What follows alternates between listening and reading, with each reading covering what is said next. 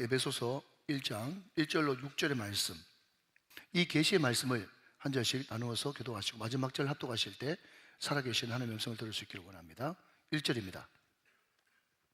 하나님의 뜻으로 말미암아 그리스도 예수의 사도된 바울은 에베소에 있는 성도들과 그리스도 예수 안에 있는 신실한 자들에게 편지하노니, 하나님 우리 아버지와 주 예수 그리스도로부터 은혜와 평강이 너희에게 있을지어다. 찬송하리로다. 하나님 곧 우리 주 예수 그리스도의 아버지께서 그리스도 안에서 하늘에 속한 모든 신령한 복을 우리에게 주시되, 곧 창세전에 그리스도 안에서 우리를 택하사 우리로 사랑 안에서 그 앞에 거룩하고 흠이 없게 하시려고 그 기쁘신 뜻대로 우리를 예정하사 예수 그리스도로 말미암아 자기의 아들들이 되게 하셨으니, 이는 그가 사랑하시는 자 안에서 우리에게 거저 주시는 바 그의 은혜의 영광을 찬송하게 하려는 것이라. 아멘. 아멘. 이 말씀은 하나님의 말씀입니다.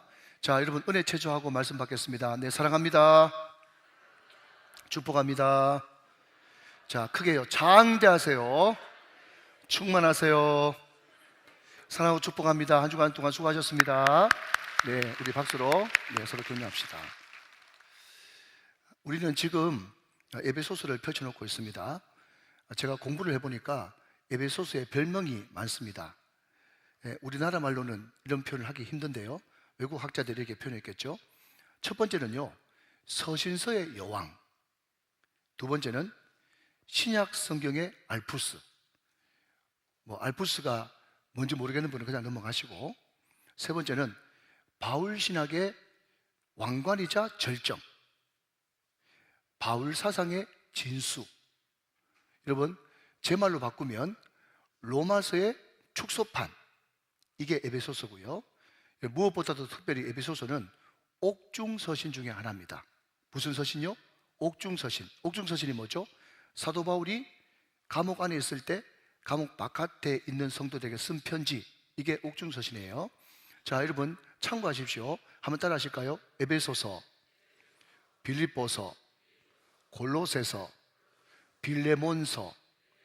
네, 다시 한번요. 에베소서, 빌립보서, 골로새서, 빌레몬서. 자, 이 네 권이 뭐라고요? 옥중서신입니다. 자, 그런데 말입니다. 참 재밌는 것은 뭔가 하면, 우리가 앞에서 읽어봤던 로마서, 또 고린도전서, 고린도후서, 갈라디아서, 이것은요 안옥중서신이거든요. 사도 바울이 마음껏 다닐 수 있을 때 쓴 편지예요. 그런데 그 사도 바울이 마음껏 다닐 수 있을 때 주로 쓴 편지는요, 어떤 내용인가 하면 그 교회의 문제, 환경, 어떤 문제를 수습할 때 쓴 편지예요. 로마서도 그렇고 고린도전서 말할 것도 없고 갈라디아서도 그 지역의 교회에 어떤 문제가 발생해가지고 그 문제를 수습하려고 쓴 편지가 안옥중서신이란 말이에요. 그런데 옥중서신 가운데 가장 대표되는 이 에베소서는요, 에베소 교회를 향해서 무슨 문제가 생겨가지고 문제를 수습하려고 쓴 것이 아니고 감옥에 가만히 갇혀 있으면서 본인 혼자 묵상하는 겁니다. 어떤 묵상이요? 내가 어떻게 하다가 내가 사도가 되느냐? 하나님은 누구신가? 예수님은 누구신가? 성령님은 누구신가? 내가 어떻게 택함을 받았는가? 내가 택함 받은 것이 무엇 때문인가? 그러면 어떻게 내가 살 것인가? 이런 본질적이고 근본적인 문제를 여러분 사도 바울은 고민하면서, 여러분 감옥 안에서 편지를 썼는데 그것이 훨씬 더 감옥 밖에서 활동하는 것보다 더 강력한 힘과 에너지가 되었다는 것입니다. 사랑하는 여러분, 저는 이 말씀을 묵상하면서 이런 생각이 드는 겁니다. 우리가 어떨 때는 마음껏 자유롭게 다니면서 여러분 내 뜻을 펼칠 때가 있고, 어떨 때는 여러분 이런저런 환경의 어려움 때문에 묶여서 갇혀서 주눅들어서 여러분 꿇어 엎드려서 기도하고 머물러 있을 때도 있다는 거죠. 그러나 여러분 마음껏 활동하고 마음껏 여러분 펼친다고 다 좋은 것이 아니라, 여러분 웅크리고 주눅들어 있다고 나쁜 것이 아니라 하나님 안에서는 모든 것이 합력하여 선을 이룬다고. 여러분 사도 바울의 인생을 보면요, 사역의 반은 활동했고 반은 감옥에 갇혀 있었어요. 우리가 그냥 상식적으로 생각할 때는 사도 바울이 감옥에 갇혀 있지 말고 마음껏 다녔으면 얼마나 더 교회를 많이 개척하고 전도를 많이 했겠냐 싶지만요, 감옥 안에 있을 때 그 쓴 편지 에베소서, 빌립보서, 골로새서, 그리고 빌레몬서를 통해서 신학적인 체계를 확 잡고 오고 오는 세대에 부르심이 뭔지 택하심이 뭔지 하나님의 선택이라는 것이 뭔지, 하나님의 사랑이 얼마나 풍성한지 그것을 느낄 수 있는, 어쩌면 감옥 바깥에 있을 때보다 더 강력한 어떤 에너지를 감옥 안에 쓴 편지를 통해서 우리들에게 공급해 줬단 말입니다. 사랑하는 여러분, 그렇기 때문에 여러분들이 움츠리고 여러분 지금 움직이지 못할 때라도 낙심하지 마십시오. 하나님은 합력하여서 선을 이루십니다. 반드시 주님의 뜻이 아름답게 여러분을 통해서 이루어질 줄로 믿습니다. 자, 여러분 오늘 본문 1절 한번 보시면 사도 바울이 자기가 사도된 것이 하나님의 뜻으로 말미암아 자기가 사도가 됐대요. 자, 근데 여기에 하나님의 뜻 할 때 이 뜻이 헬라어로 델레마라고 하는 단어를 쓰는데, 이 델레마라고 하는 이 말 속에 여러분 결론부터 말씀드리면 기쁨이라고 하는 단어가 포함되어 있어요. 하나님의 뜻 델레마 안에 무슨 단어가 포함되어 있다고요? 기쁨이 포함되어 있습니다. 그러니까 여러분 사도 바울은 어떻게 그렇게 당당하게 멋지게 신나게 또 다른 사람한테 져주면서 당신 멋진 삶을 살 수 있었는가 하면요, 하나님의 기쁘신 뜻대로 내가 사도가 됐다는 거예요. 그 확신이 있으니까 항상 여러분 감옥에 갇혀서도 감옥 밖에서도 당당하게 여러분 신나게 멋지게 그러나 져주면서 멋진 삶을 살아갈 수가 있었다는 겁니다. 사랑하는 여러분, 빌리그람 목사님 사모님도 굉장히 기도의 사람이고 유명한 사람인데, 이 사모님이 자녀들을 양육하면서 이런 이야기를 했다고 그러지 않습니까? 얘들아, 너희들이 성경을 읽을 때 그 성경 말씀이 공중에 붕 떠있는 말씀이 아니라 네 말씀이 되기 위해서는 성경에 수많은 사람들의 이름이 나오지, 그 이름을 읽을 때마다 다니엘, 요셉, 아브라함, 바울, 베드로 그렇게 읽지 말고 다 네 이름으로 바꿔서 읽으면 성경이 붕 떠있는 책이 아니라 네 책이 된단다. 그렇게 말씀을 했다는 겁니다. 사랑하시는 여러분, 하나님의 말씀은 어제나 오늘이나 영원토록 동일한 말씀인 줄로 믿습니다. 여러분, 이 말씀은 사도 바울에게만 주신 말씀이 아니라 나에게 주신 말씀인 줄로 믿습니다. 여러분, 무슨 말인가 하면, 여러분 사도 바울이 어떤 사람입니까? 예수를 전혀 알지 못한 사람이었어요. 그 사람은 오히려 예수님을 핍박하고 해방하고 박해하고 잡아 죽이려고 했던 사람입니다. 그런 사람도 하나님의 깊은 뜻이 있어서 하나님의 섭리와 경륜과 하나님의 계획 아래서 하나님의 사도로 부름을 받았다면, 오늘 이 자리에 앉아있는 저와 여러분이 왜 하나님의 부름과 하나님의 택함을 받을 수 없단 말입니까? 사랑하는 여러분, 하나님의 깊은 뜻이 저와 여러분 가운데 오늘도 머물러 있고 임재하시는 줄로 믿으시면 아멘 하시기 바랍니다. 여러분, 이것을 느끼고 알고 고백하는 것, 이것을 우리는 사명자라고 이야기를 하는 겁니다. 사명자. 여러분, 이 사명자, 하나님이 나를 부르셨다고 하는 이 사명이 얼마나 중요한 줄 아세요? 여러분, 제가 어떤 글을 보니까요, 사자보다 호랑이가 덩치도 크고 훨씬 무섭답니다. 사납고요. 그런데 그렇게 덩치가 크고 여러분 칩채만한 그 호랑이도요, 조련사들이 금방 여러분 조련을 해버린다네요. 어떻게 조련을 하냐 봤더니요, 그 방법이 너무 간단한 거예요. 뭔가 하면요, 자 여러분, 믿음 있는 사람은 보입니다. 지금 제가 의자 하나를 들고 있죠. 의자 보이시죠? 자, 지금 제가 들고 있는 의자의 다리가 몇 개입니까? 4개죠. 4개. 여러분, 호랑이 그러면 호랑이 눈 아닙니까? 그런데 그 호랑이 눈이 항상 여러분 먹잇감 또 표적, 그것을 노려보고 있거든요. 그런데 표적이 하나만 돼야 그것을 노려보고 그것을 잡아먹는데, 의자가 앞에 있으니까 표적이 몇 개예요? 하나가 아니라 4개인 겁니다. 그러니까 초점이 4개인 의자를 들고 오른쪽으로 왔다 왼쪽으로 왔다 갔다, 여러분 그냥 표적이 4개가 된 것이 왔다 갔다 하니까 이 호랑이가 제일 처음에는 막 무서운 눈으로 으르렁으르렁 거리단 말이에요. 나중에는 계속 초점이 4개인 것이 앞에 일렁일렁거리면서 왔다 갔다 하니까 몇 시간도 안 돼가지고 호랑이가 정신을 잃어버리고 초점이 흐려지고 여러분 종이 호랑이가 돼가지고 조련사가 시키면 시키는 대로 끌려다닌답니다. 혹시 이 자리에 이 담임 목사 말씀을 100% 믿고 또 호랑이 동물원에 가가지고 의자 들고 왔다 갔다, 전 책임 못 집니다. 그냥 저는 책에서 봤을 뿐이에요. 직접 해보지는 않았습니다. 예, 아무튼 여러분 책에 보니까 그렇게 조련사가 호랑이를 훈련시킨답니다. 뭐죠? 여러분 초점이 뭡니까? 예, 초점이 흐려지면 아무리 사나운 맹수라도 흐리멍텅해진다, 그 말이에요. 그런데 반면에 여러분 장로교의 창시자 칼빈이라고 하는 사람이 있어요. 이 칼빈은요, 온몸이 안 아픈 데가 없는 종합병원이었습니다. 그러나 그럼에도 불구하고 이 칼빈은 내가 어떻게 하든지 성경의 모든 것을 체계를 잡고 정리를 해야 되겠다라고 하는 그 사명, 미션이 있으니까요. 그 젊은 나이에 이 기독교 강요라고 하는 엄청난 그 방대한 책을 다 써놓고 천국에 가지 않습니까? 그러니까 사명에 붙들리면 이만큼 힘이 있다는 거예요. 여러분, 종교개혁자 마르틴 루터를 아시죠? 예, 루터는 잘 아시지만 그 친구들은 프리드히라고 하는 이 친구는 잘 모를 겁니다. 그런데 하루는 프리드히가 심한 중병에 걸려가지고 죽게 됐는데, 루터가 그 소식을 듣고 갈 수 없어가지고 단순히 편지를 한 통 보내는 겁니다. 그런데 그 편지 내용이 대단한 그런 내용이 담고 있어요. 자, 여러분 앞을 한번 보시면서 여러분 눈도 한번 따라봐 보시면요, 루터가 친구에게 이렇게 편지를 씁니다. 나는 교회를 개혁하는 일에 자네가 여전히 필요하네. 하나님의 이름으로 자네가 더 살 것을 명하네. 얼마나 담대합니까? 주님은 내가 사는 동안 절대로 너 못 죽도록 반드시 너를 지키고 최소한 나보다는 네가 더 오래 살 것일세 하면서 믿음으로 선포를 했다는 거예요. 자, 그 다음 보시면요, 나는 이것을 위해 기도할 것이고 나의 이 기도는 반드시 응답될 줄로 믿네. 왜냐하면 나는 항상 기도할 때마다 하나님의 이름을 영화롭게 되기만을 기도하고 있거든. 여러분, 이 마르틴 루터의 이 담대함과 여러분 이 믿음의 확신을 보십시오. 그런데 이 편지를 받은 이 프리드리히라고 하는 이 친구가 말이죠, 갑자기 이 편지를 받아들은 순간 갑자기 에너지가 확 흘러오고 새 힘이 솟으면서 그 병이 씻은 듯이 갑자기 없어져 버린 거예요. 원래는 그 당시에 못 고치는 죽을 병인데, 그리고 실제로 여러분 이 마르틴 루터의 선포대로 이 병이 완전히 낫고 난 다음에 6년을 더 살고, 놀라운 것은 마르틴 루터가 천국 가고 난 다음에 2개월 더 살고 천국에 갔다는 겁니다.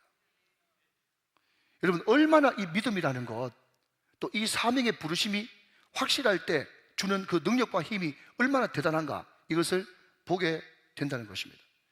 여러분, 우리말 성경에는요 그냥 중간에 뚝뚝 끊고 여러분 쉼표와 마침표를 쳐놨지만은 원문 성경에 보면 이 사도 바울이 하나님의 뜻으로 말미암아 자기가 사도된 것이, 또 하나님이 자기를 구원하기 위해서 창세전부터 나를 계획했다는 이 사실, 예수님이 십자가를 지면서 내 모든 죄를 용서하고 나에게 완치되었습니다, 너는 무죄입니다 라고 선포해 주신 그 놀라운 선포가, 성령님이 내 안에 들어오셔서 구원의 보증이 되시고 지금도 나와 함께 동행하신다는 이 사실이 너무 감격스러워 가지고 여러분 감옥에 있으면서도 막 성령의 불을 받아 가지고 중간중간에 여러분 멈추지 못하고 찬송하리로다, 오 찬송하리로다, 오 찬송하리로다.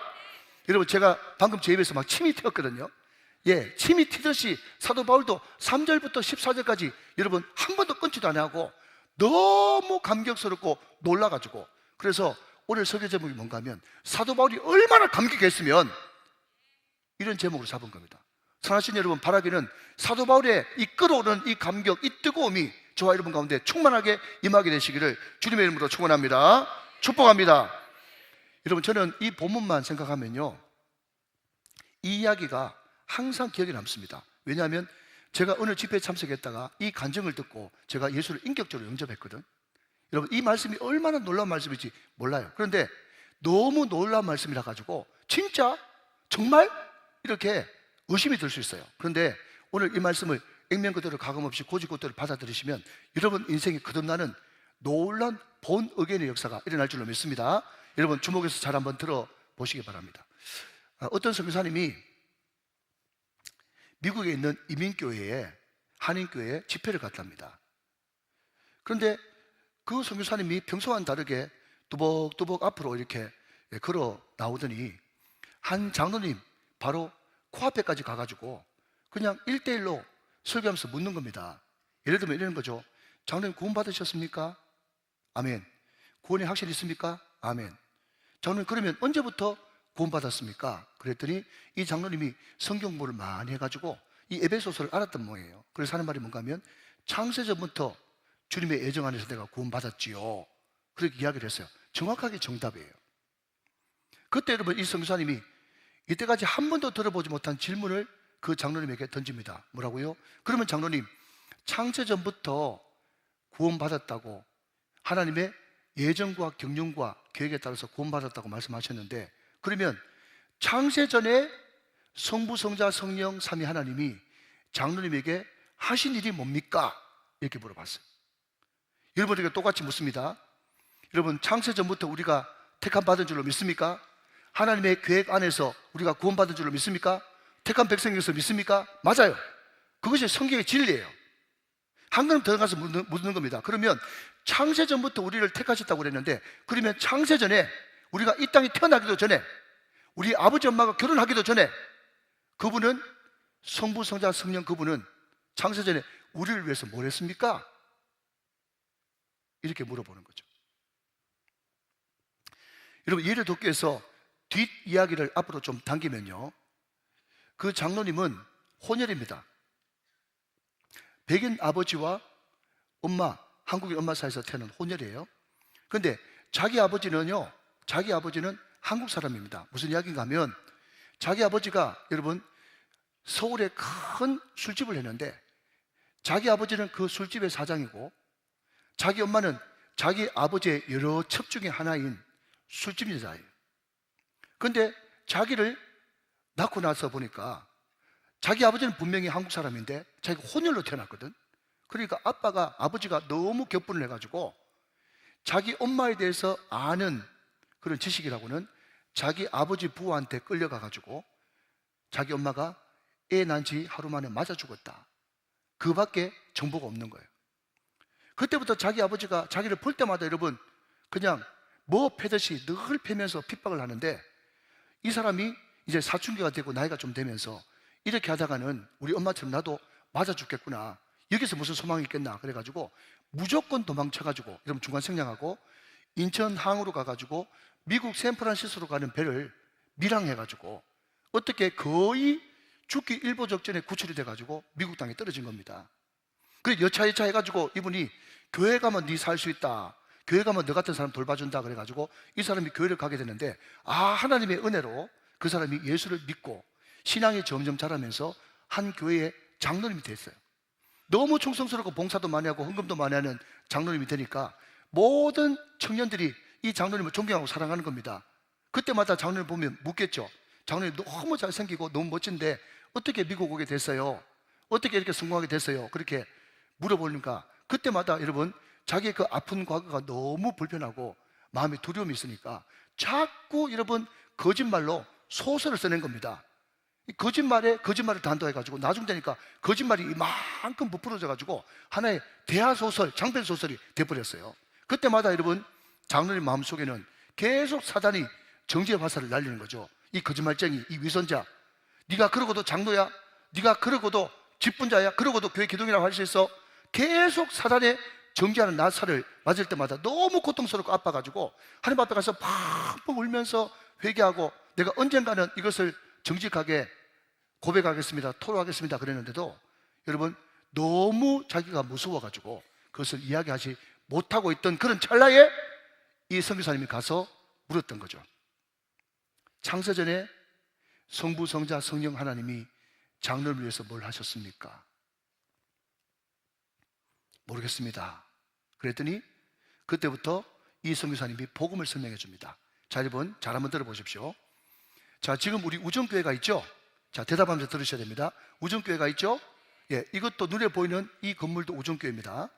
그런데 말입니다, 좀 어려운 말이지만 이 교회를 건축한 건축주가 울산의 10만 영혼을 구원하고 또 10,000명이 예배드리는 건강하고 아름다운 교회를 만들기 위해서 아름다운 예배당을 지어야 되겠다 생각하고는 여러분 설계사한테 이런 교회를 좀 설계해 주십시오 하면서 설계를 맡겼죠.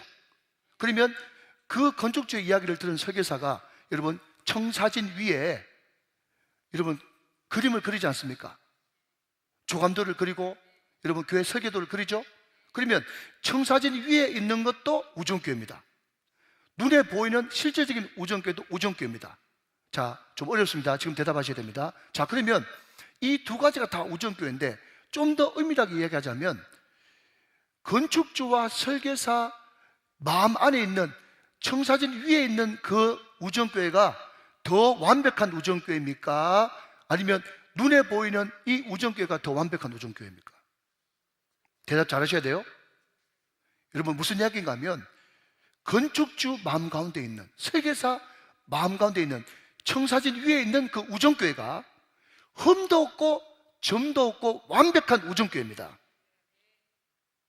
그런데 그 설계도를 가지고 이제 건축하는 업자한테 건축을 맡겼는데, 여러분, 술을 드셨는지 아니면 돈이 좀 부족했는지 아니면 중간에 또 어떻게 돈을 어떻게 해보려고 했는지 모르겠지만, 분명히 그 설계도에는 시멘트를 10봉 넣으시오, 또 철근을 10줄 넣으시오 그랬는데 8개만 넣고 7개만 넣어가지고 대충 덮어가지고 여러분 교회를 지어버리니까, 여러분 우리 교회가 그렇다는 게 아니고 예를 드는 겁니다. 대체로 다 건물이 그렇잖아요. 그러니까 10년 지나고 20년 지나니까 완벽한 건물이어야 되는데 그럴 수가 없는데, 어느 순간부터 여러분 점점 물이 새기 시작하고, 또 어느 순간 여러분 벽이 갈라지기 시작하네.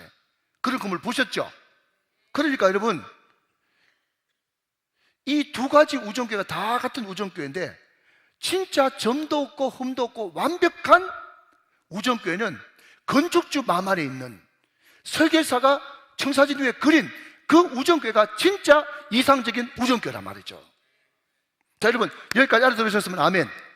와 같이 우리도 지금 우리의 모습은, 현재 우리 모습은 인생 살면서 여러분 부모 잘못 만나고 환경 잘못 만나고 이런저런 산전수전 공중전 다 겪으면서 여러분 마음이 깨지고 상하고, 여러분 선뿌리가 있고 아픔이 있고 정말 눈물 짓고 한숨 짓고 그런 깨어지고 망가진 지금의 내 모습이 절대로 내 모습의 진짜가 아니라는 것, 이것을 여러분 아셔야 된다는 거예요. 그러면 내 진짜 여동열이는 어디 있는데요? 내 진짜 육성은 어디 있는데요? 라고 물으신다면, 창세전에 너가 아버지 엄마가 만나기 전에 창세전부터 성부 하나님 가슴속에, 성자 예수님 가슴속에, 성령 하나님 가슴속에 있는 완벽한 하나님의 걸작품, 거룩하고 흠이 없게 하시려고 완벽하게 디자인해 놓으신 그 하나님 마음속에 있는 내가 진짜 나라는 겁니다. 사랑하는 여러분, 이것을 받아들이고 이것을 여러분 용납하고 이것을 영접하는 것이 복음을 영접하는 것이에요. 제가 서두에 말씀드렸지 않습니까? 목사님, 그거 너무 이상적인 이야기 아닙니까? 라고 물으신다면, 여러분 저는 도전하고 싶어요. 여러분이 정말 하나님과 연결되어 있고 어떤 일을 만나도 하나님, 이 순간에 내가 뭘 하기를 원하십니까? 하나님, 내가 이것을 통해서 어떤 것을 좀 깨닫기를 원하십니까? 라고 늘 물으면서, 그분이 대답하지 않는다고 할지라도 늘 하나님 앞에 묻고 듣고 순종하려고 하는 그 하나님과의 관계, 그 예배, 삶의 예배, 그로 계속 하나님과 연결되어 있으면 하나님의 공급하심이 날마다 내 마음속에 충만하게 임재하게 됨으로 말미암아서 여러분 점점 성화되고 점점 성숙돼 가서, 여러분 이 에베소서 1장 3절부터 5절까지 이 기가 막힌 복음의 말씀이 정말 나의 말씀으로 믿겨지고, 그렇구나, 흠도 없고 점도 없는 하나님의 완벽한 그 작품, 하나님 가슴속에 있는 디자인, 그것이 바로 나의 모습이구나 라를 생각하면서 점점 그 모습으로 변화되는 여러분의 삶을 발견하게 되는 것입니다. 여러분, 예수 믿고 전도하는 거 좋습니다. 전도해야 되겠죠?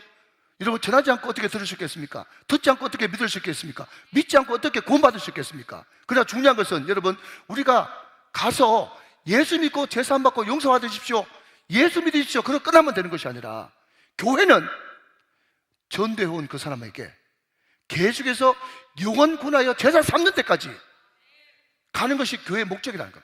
그래서 우리 주님께서 마지막 마태복음 28장 19절 20절 말씀에, 너희는 가서 모든 민족으로 뭐 삼아? 제자 삼으라, 제자 삼으라. 전도해라고만 이야기하지 않고 제자 삼으라고 이야기했거든요. 이 제자 삼는 것에 뭐가 있습니까? 영원 군하여 제자 삼는 것도 같이 있는 겁니다. 그러니까 이 놀라운 에베소서 1장 3절부터 5절까지의 이 복음은 여러분 한순간 예수 믿는다고 당장 덜컥 믿겨지는 것이 아니라, 예수 믿고 구원받고 예배 드리면서 늘 하나님과 은혜 가운데, 평강 가운데, 교제 가운데 늘 하나님의 은혜를 공급받을 때, 아 그렇구나, 망가져 있는 내 모습, 실패한 내 모습, 깨져 있는 모습이 내 모습이 아니라, 나는 사도 바울이 그렇게 고백했던 것처럼 창세전부터 우리 하나님의 품속에서 거룩하고 흠이 없게 하시려고 예정되어 있는 그 하나님의 최고의 그 작품이 바로 나로구나, 그 모습으로 내가 돌아가야지. 그것을 가지고 그리스도의 장성한 분량에 이르기까지 성장한 사람이라고 이야기하고 있다는 것입니다. 사랑하는 여러분, 받아들이세요. 여러분 영접하세요. 여러분 그대로 수용하십시오. 예, 그러면 그때부터 여러분 놀라운 하나님의 만지심이 시작될 것입니다. 자, 여러분 다 같이 앞을 보시면서 에베소서 1장 3절부터 5절까지 말씀 같이 저와 사도 바울의 감격을 가지고 같이 읽도록 하겠습니다. 시작. 찬송하리로다 하나님 곧 우리 주 예수 그리스도의 아버지께서 그리스도 안에서 하늘에 속한 모든 신령한 복을 우리에게 주시되 곧 창세전에 그리스도 안에서 우리를 택하사 우리로 사랑 안에서 그 앞에 거룩하고 흠이 없게 하시려고 그 기쁘신 뜻대로 우리를 예정하셨단 말이죠. 할렐루야. 사랑하는 여러분, 오늘 제가 들려드린 이 말씀, 이 예화를 또 듣고 또 들으십시오. 그리고 받아들이고 영접하십시오. 그렇게 되어질 때 여러분, 하나님의 그 놀라운 택하심이, 너희가 나를 택한 것이 아니요 내가 너를 택하여 세웠나니. 여러분, 하나님이 택하시고 세웠기 때문에 우리의 구원이 흔들리지 않는 것입니다. 우리가 하나님을 선택했다면 우리의 행위에 따라서 흔들릴 수 있겠죠. 그러나 하나님의 주권, 하나님의 선택은 하나님께 모든 것이 있기 때문에, 하나님이 우리를 택하셨기 때문에 우리의 구원은 흔들리지 않을 수 있는 겁니다. 이게 바로 구원의 확신이에요. 내 행위에 따라서 여러분 천국 갔다 지옥 갔다 이렇게 한다면 내 생활에 내가 정신 차리고 여러분 깨어있는 데는 도움이 될 줄 모르나, 예수님의 그 놀라운 구속의 사건, 저 높고 높은 별을 넘어 이 낮고 낮은 땅 위까지 오신 하나님의 아들 예수 그리스도의 십자가를 무력화시키는 거기 때문에 그것은 인본주의가 되는 것입니다. 하나님이 붙들면 결단코 도망가지 못합니다. 여러분, C.S. 루이스는 뭐라고 얘기했는가 하면, 하나님의 그 집요하심, 집요한 따라오심이 나와 함께 있어서 내가 어디에 도망가도, 어디에 숨으려고 해도 도망갈 수 없고 숨을 수 없었다고, 택한 백성은 반드시 돌아오게 돼 있다고 말씀하고 있는 것입니다. 할렐루야. 여러분, 하나님이 한번 찍으면요 포기하지 않습니다.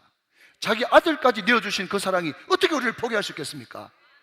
현명한 사람은 그 앞에 납작이 엎드려, 주여 이제부터 나는 죽고 예수로 사는 삶으로, Not I but Christ, 그런 삶으로 살게 하여 주옵소서. 그렇게 여러분 순복하는 것이 복음을 깨달은 사람의 마땅한 도리요 삶이죠. 할렐루야. 자, 여러분, 그러면 좀 더 구체적으로 하나님이 왜 우리를 선택하셨는가, 이것을 두 가지로 이야기하면서 오늘 말씀을 마치겠는데, 여러분 첫 번째 보면요, 여러분 5절 말씀 보십시다. 5절 말씀.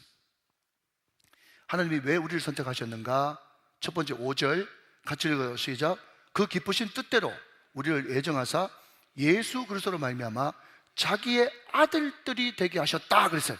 자, 여러분, 에베소서는요 다른 말로 교회론의 책입니다. 그래서 이 에베소서에 보면 항상 모든 것이 복수로 되어 있어요. 나라기보다는 우리, 아들이기보다는 아들들. 사랑하는 여러분, 하나님이 기쁘신 부르심과 택하심으로 말미암아 저와 여러분을 여러분 하나님의 아들들로 부르시고 그 아들들이 곧 교회인 줄로 믿으시기 바랍니다. 자, 여러분, 미국에 있는 어떤 목사님이 한국에 버려진 애들을 3명 입양을 했어요. 한국 사람들은 버리고 미국 목사님은 입양을 했는데요, 그 3명 아이들이 다 장애인이에요. 여러분, 정상적인 애들 입양하는 것도 보통 문제가 없는데 장애인 애를 3명 입양했다는 게 이게 저절로 존경이 되잖아요. 그러니까 물었답니다. 목사님, 어떻게 그런 대단한 생각을 하셨어요? 그랬더니 그 목사님이 웃으면서 아무렇지도 않고 그냥 당연하듯이 이렇게 이야기합니다. 우리가 장애인이잖아요. 이럴 때 아멘 해주면 얼마나 좋겠노. 타이밍 잘 맞춰가지고. 우리가 장애인이잖아요. 왜 장애인입니까? 우리는 죄인이에요. 우리는 몹쓸 인간이에요. 우리는 하나님께 반항하던 자예요. 여러분, 우리는 하나님을 거역하던 자입니다. 하나님을 알지도 못하고 하나님을 여러분 욕하던 사람이에요. 이게 여러분 영적인 깊은 장애에 빠진 사람들.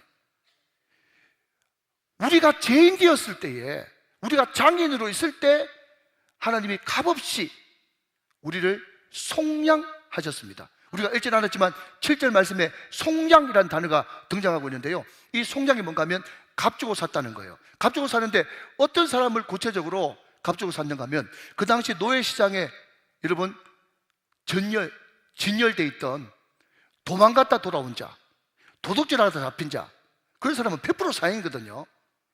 그런 사람은 나중에 여러분 개돼지 취급받는 겁니다. 그런데 그 도망가다 잡힌 노예, 도둑질하다 잡힌 노예를 정말 불쌍한 눈으로 쳐다보면서 다른 노예들과 똑같은 값을 주고 값비싼 대가를 치르고 그 노예를 샀다.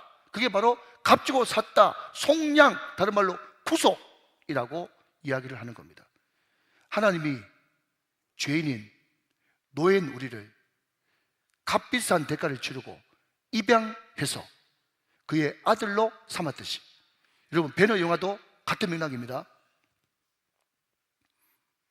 그 장애인 아이들을 입양함으로써 내가 얼마나 하나님 앞에 큰 은혜를 입고 여기까지 있는가를 당연히 보답하기 위해서 그 장애인 아이들을 3명 입양을 한 것입니다.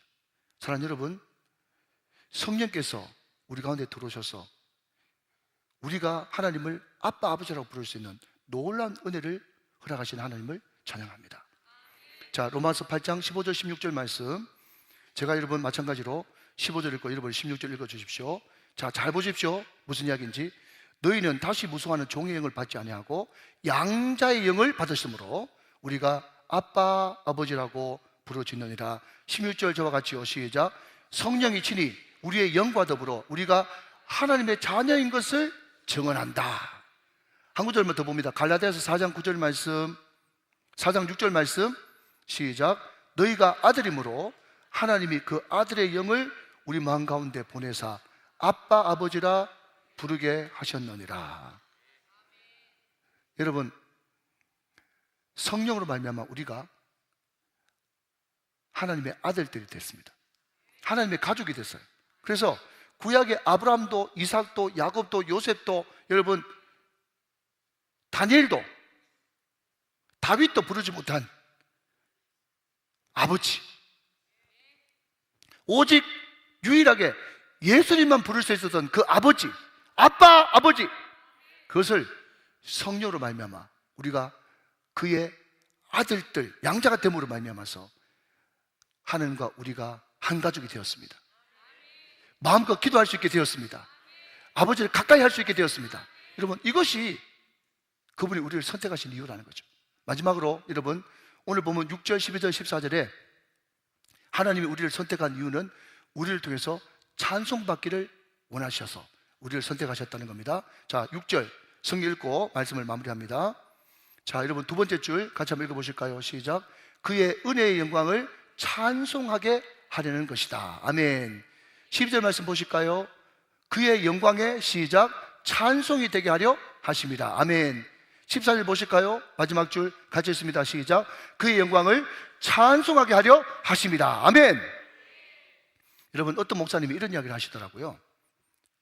여러분 아멘 하시기 바랍니다. 기적은 지금도 일어납니다.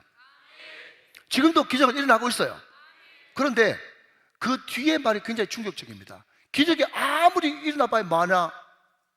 그 다음 경탄하지 않는, 감탄하지 않는, 감격하지 않는, 감사하지 않는 기적이 무슨 의미가 있는가? 그렇게 이야기했어요.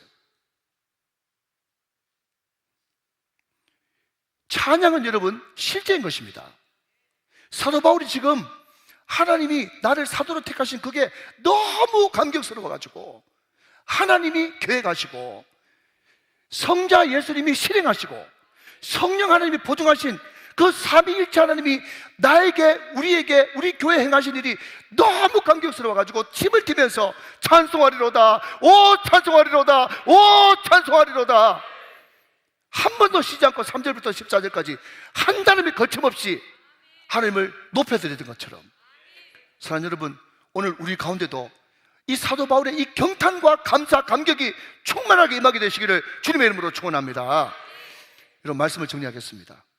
여러분, 사명에 붙들린 사람은요, 높은 산이 거친들이 초막이나 궁궐이나 상관없이 우리는 여러분 바깥으로 마음껏 뛰어다니든지 웅크리고 있든지, 사랑하는 여러분, 거기에는 자유함과 기쁨이 있습니다. 우리의 눈이 초점을 잃은 호랑이 눈깔이 되지 말고 사명자의 눈이 되어야 되는 것입니다. 여러분, 우리의 지금 깨지고 상한 모습이 우리의 진짜 모습 아닙니다. 우리의 진짜 모습은 창세전부터 예정하신 성부, 성자, 성령 하나님의 그 가슴 속에 있는 하나님의 걸작품, 하나님이 뚜렷한 삶을 가지고 이 땅에 버리기를 원하는 그 하나님 가슴 속에 있는 나가 진짜 나의 모습입니다. 사랑하는 여러분, 예배를 통해서, 말씀을 통해서, 기도를 통해서, 하나님과 교제를 통해서 그 모습을 날마다 회복할 수 있는 저와 여러분 다 되시기를 주님의 이름으로 축원합니다. 사랑하는 여러분, 이제는 우리는 종이 아닙니다. 노예가 아닙니다. 우리는 하나님의 아들들이고 하나님의 따님들입니다. 우리는 하나님의 가족이고 하나님은 우리의 아빠, 아버지가 되셨습니다. 그분께 기도하십시오. 그분께 간구하십시오. 그분과 교제하십시오. 그분과 더 가까워지십시오. 그분과 인티머시 더 친밀해지십시오. 그리고 그가 행하신 모든 일, 하나님 계획하시고 성자 예수님 십자가에 달려 돌아가시면서 너 완치받았어, 너 이제 무죄야, 실행하시고. 여러분, 절대로 보증 서면 안 됩니다. 우리는 책임 못 집니다. 그러나 성령 하나님은 보증 서 주십니다. 너 구원받은 하나님의 백성이야. 그 삼위 하나님이 하신 놀라운 일들을 날마다 찬송하면서 내 마음 가운데 감사와 감동과 감격과 경탄이 늘 흘러넘치는, 어찌하여야 그 크신 은혜 갚으리. 사랑하는 여러분, 이 설교 마치고 곧 찬송할 때 이 찬송이 저와 여러분의 찬미가 되시기를 주 예수 그리스도의 이름으로 축원합니다. 축복합니다. 축원합니다.